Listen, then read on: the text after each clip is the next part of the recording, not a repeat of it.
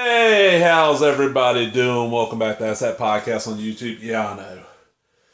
It looks like ass. I'm sorry. This is being filmed on my laptop. Is being repaired, and I have no way to. Well, my other camera films full HD. I have no way to step that footage down a little bit so it don't take 5 hours on my slow ass internet to upload a 5-minute video. So you can get a few of these where it's 4:3 and it's 480p. But oh man, this will let you know when this is being filmed. This was a Valentine's Day gift. I just recently got this. Is one of those mini arcades you see. And that light is bright. Maybe if I cut, well, that looks a lot better. And these are made by, I'm not exactly sure who. Well, this looks like a little arcade.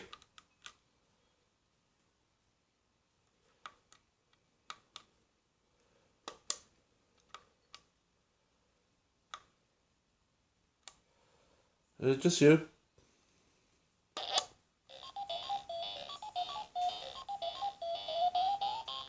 And then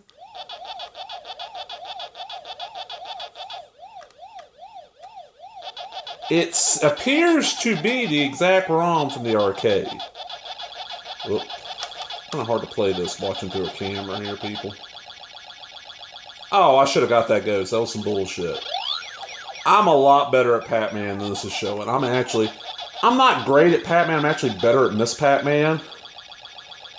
Because at least in my experience, I've seen Miss Pac-Man in the arcade more often than I see Pac-Man.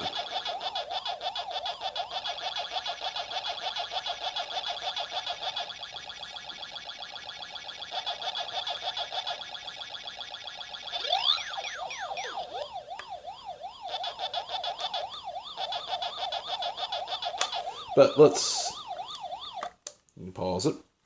Check it out. Man, it's a good recreation of the arcade machine. Because I can remember seeing, Pac-Man in the arcade. I'm old enough. I remember this arcade. You got the marquee.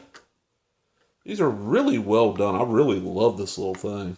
And what I like about it is, and give me 2 seconds. I'll show you what I'm talking about.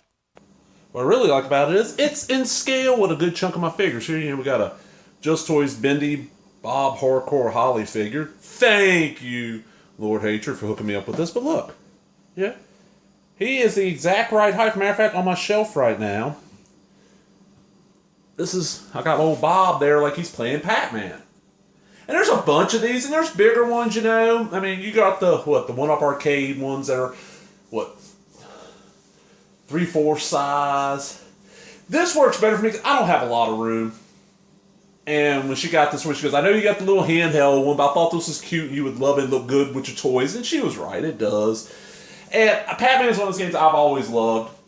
Like I said, I'm old enough to remember, Pac-Man Fever and all that shit.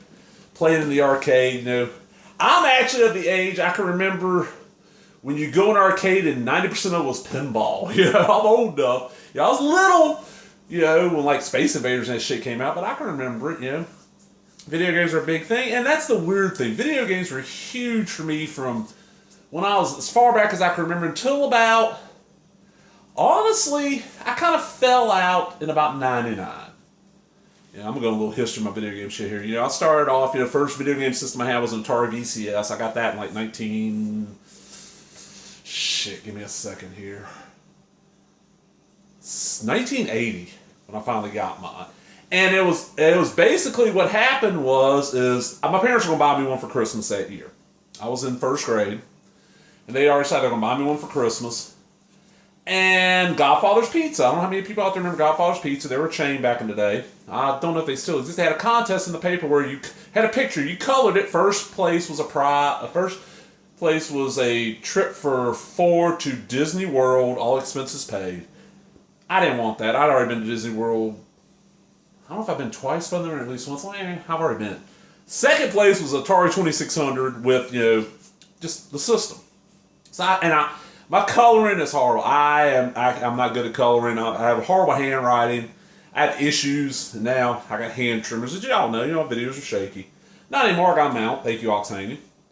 But I colored it, and like the last day it could be under, my mom finally took it in and put it in. Like a week later, She gets called. I've won second place. So we got there and pick up my Atari. Well, that was on like a Saturday or Sunday. It was on a weekend. It was Saturday. That Sunday, it rained and rained and rained and rained horrible. Monday, they shut down school because some of the areas out where I live, people couldn't get out. Like the bridges that led out were flooded. So for like 3 or 4 days, there was no school. So I had an Atari. Like, I'm gonna sit here and play Atari. The bad thing was, the only game I had was Combat. That's 2-player only. Well, it's during the day. My mom didn't work. My dad did. So, dad's the only one playing with me. Mom wasn't going to play it with me. So she went. We were in an area where the flooding wasn't that bad. We could get out and get to town. She went to town and bought me, I want to say it was Pac-Man, but I'm not sure on that. She bought me something. It might have been Space Invaders. She bought me a game, and that's all I did for like 3 or 4 days. And I've been in video games ever since, and through the years, Atari, I had a Coleco, I had an Intellivision, I had the NES. I did not have a Sega Master System back when they were out. I got one later on, and then after NES, I went straight to the Sega Genesis, Sega CD, Sega 32X. I got a Super Nintendo for the RPGs, of course. I had a TurboGrafx 16. By the time those were coming out, I was in high school, and I was working, so I was buying them stuff. I bought the CD add-on. And then I went through, and then after the 16-bit era, I took a little break. I didn't buy an N64. I sure shit didn't buy a Saturn. And, excuse me, I need a sip of drink there. And what ended up happening is that I moved out in 97. I moved out to Texas. 98, a buddy of mine was in a financial bind. He had to pawn. He had a PlayStation with like 30 games, piles of controllers, memory cards. He ended up pawning the thing, and he realized he was not got the money to get it out of pawn before they would end up selling. So he's like, "Here, if you'll pay it, I'll give you the ticket. You can just have it for whatever it costs to get it out of pawn." So hell yeah, I went up there and got me a PlayStation, played the fuck out of it, and then whenever they announced that the Dreamcast it was over, I went and got me one because I've always been a Sega person. Atari and Sega. Nintendo, the NES I really enjoyed. It was good for that era. I got me a PlayStation with a couple of games from was it Funko Land still back then? I don't think GameStop existed back then. It was Funko Land. And that was my system for quite a while. Whenever the GameCube came out with the set where it was the golden GameCube with the Zelda pack in, the old Zelda games on it, I got that, played it a little bit, and then in 2006 it was, when Marvel Ultimate Alliance came out, I went ahead and got me a PlayStation 2 for Marvel Ultimate Alliance, and whatever Dragon Quest game was exclusive to it. Played that a little bit. When I moved, I left it out in Texas for somebody. I just wasn't playing them.